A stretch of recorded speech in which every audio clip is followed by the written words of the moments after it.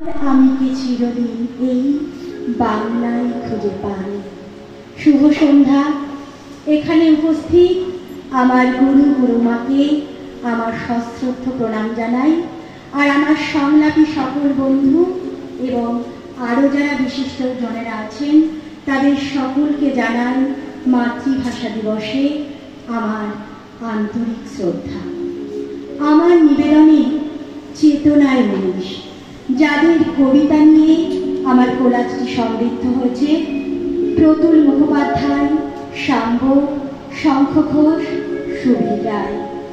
চেতনায় ১৯ ভাষ্য রচনা এবং উচ্চারণে আমি সুতপা মুখার্জি। ১৯৬১ সালের ১৯শে মে আসামের শিলচর শহরে বাংলা ভাষার স্বীকৃতি আদায় করতে গিয়ে ওই দিন ১১ জন শহীদ হয়েছিলেন। সেই খবর বহু লোক জানতেন না এই সেদিন পর্যন্ত। কে বলে এ আমার নয়, তোমার নয়, কে বলে এইখানে পা রেখে জানি মিথ্যে ছিন্নতা। মুহূর্তে তো এক হয়ে যায় তোমার আমার তার, শিউরে ওঠে আশির নখ আনন্দ পল্লবে।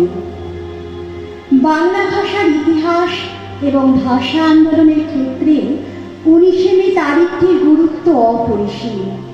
পথে নেমেছিলেন অসংখ্য ভাষা সত্যাগ্রহী। ১৯শে মে শিলচর রেল স্টেশনে এই প্রতিবাদ অবস্থানের উপরই নির্মমভাবে গুলি চালায় আসাম পুলিশ। ঘটনাস্থলে মৃত্যু হয় ১১ জন ভাষা আন্দোলনকারী। আজ তোমাদের পাহাড় পটে চোখের জলের পাশে উপত্যকায় বইতে থাকে বরাক নদীর স্রোত। পাথর জমা অভিমানের লাবণ্যে সর্পিল, শক্তির সব শব্দে যেমন সংযুক্তার নাচে।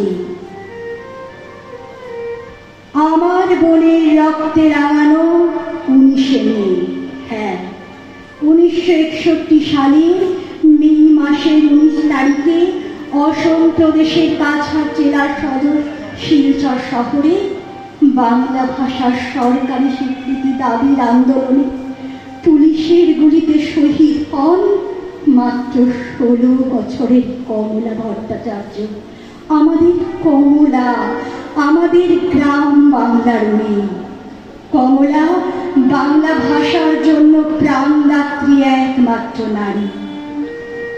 আমার ভাষা ভিক্ষে করে না, আমার ভাষা ষড়যন্ত্রে মরে না। আমার ভাষার নিজের সৈন্য নিজেই তৈরি করে। আমার ভাষার জন্য বাংলা দুভাগ হয়েও লড়ে।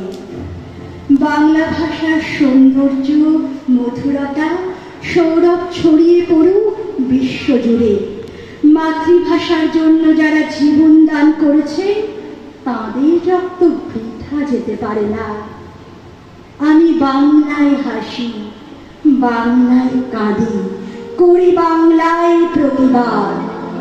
সকল ভাষার মাঝে যেন আমার বাংলায় আশীর্বাদ। জয় বাংলার জয়, বাংলা ভাষার জয়।